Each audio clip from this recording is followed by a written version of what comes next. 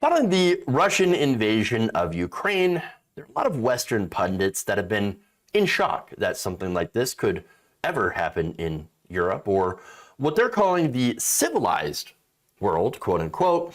In fact, there was one CBS News correspondent, Charlie DeGatta, who said some rather racist things during his reporting from Kyiv. In fact, he's not the only one. There are others. Here's this compilation. Take a look. But this isn't a place, with all due respect, like Iraq or Afghanistan, that has seen conflict raging for decades. This is a relatively civilized, relatively European. I have to choose those words carefully, too. I'm sorry. It's very emotional for me because I see European people with blue eyes and blonde hair being killed, children being killed every day with Putin's missiles and his helicopters and his rockets. Now the unthinkable has happened to them. And this is not a developing third world nation. This is Europe. What the fuck? Seriously, though, what the fuck? Oh, look, when that first reporter was like, I'm going to have to choose my words very carefully. As soon as I heard that, I was like, oh, no, don't do it. You are not going to go in that direction. And that's what he did. And of course, it was because, look, he meant, well, white, civilized white people.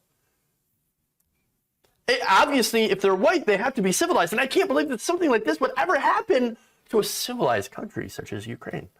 Dude, you realize that every single war, world war, by the way, every single world war that has happened, all two of them so far, has happened and centered in Europe.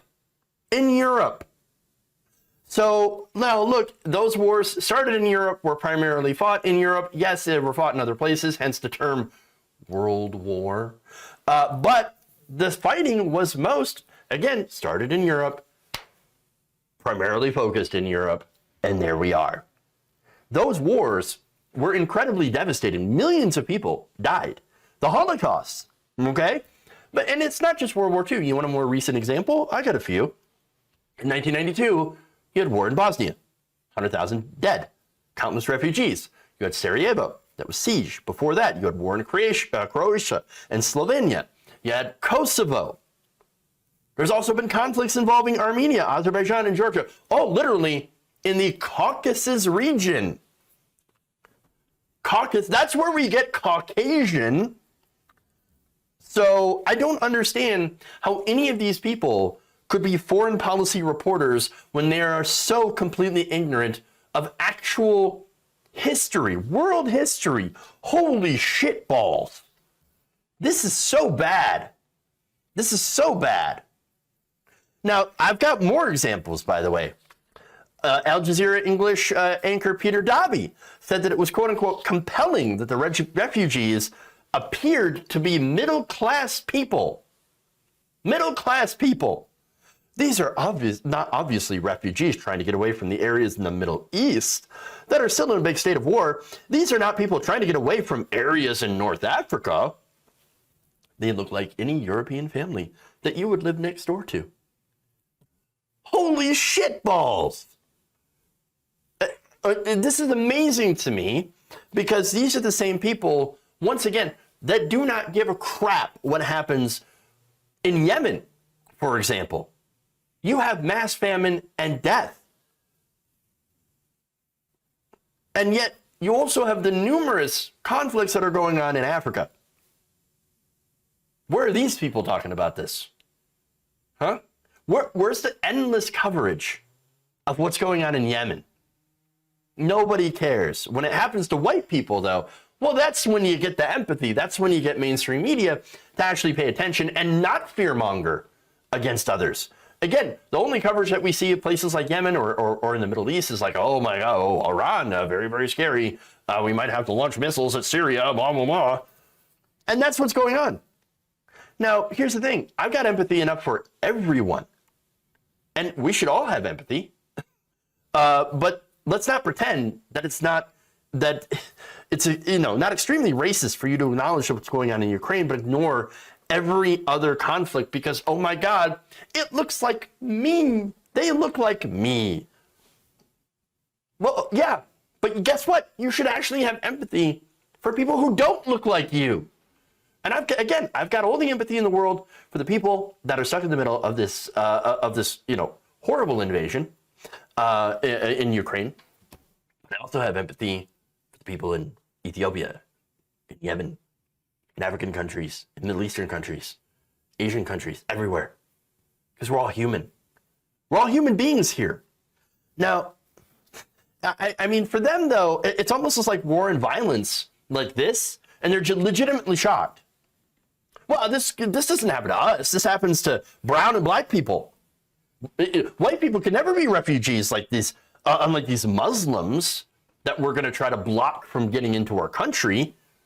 Now, here's the thing. I'm glad that Ukrainian refugees are being taken in.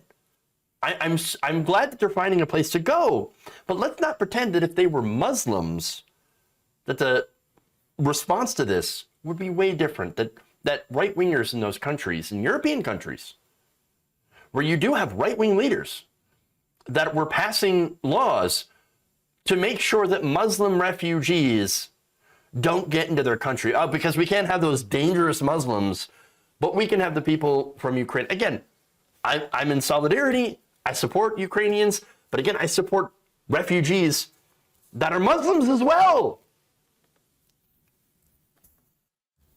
So now, I'm not the only one who's picked up on this. In fact, on MSNBC, journalist Mehdi Hassan, he talked about this, and he, brought on another person to talk about this, a Cairo-based journalist. Let's take a look at that.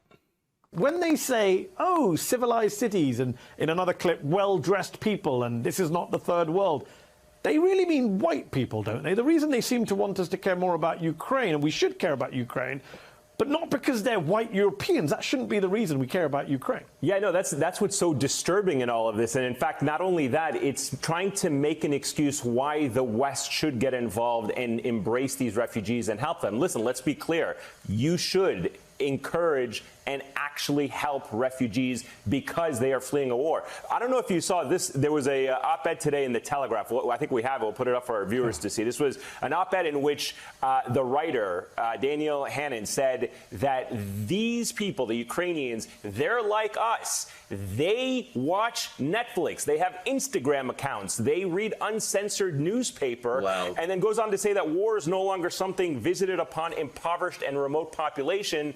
Oh, no, it's happening to us here in Europe. And to your point, you're absolutely correct. Europe has had some of the worst human rights abuses and atrocities and wars in not just modern history, in all of history. That right there. I mean, that's amazing. I couldn't get through watching that. I was like, they watch Netflix. They're just like us. They watch Netflix. What, you don't think black people also don't watch Netflix? You don't think people in Egypt watch Netflix? I'm pretty sure they do. But again, the whole point is, they're like us, but not like the people from the squalid and dirty third world. Wow. This is, it is a really Western-centric narrative. And a really, really good example, I think, of the effects of imperialism. Look, the effects of imperialism is that there's a lot of people in the West that view the non-Western world as dirty and undeveloped and poor.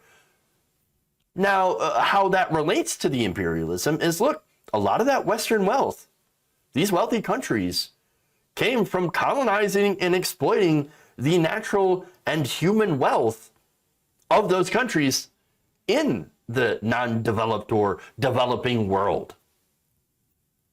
That's something that everybody seems to miss for some odd reason when it comes to these cable news outlets, with the exception of Mehdi Hassan, who is incredibly right in pointing this out and pointing out the absolute racism. Now, of course, to go back to D'Agata here, Charlie D'Agata said, hey, look, I'm sorry, I apologize.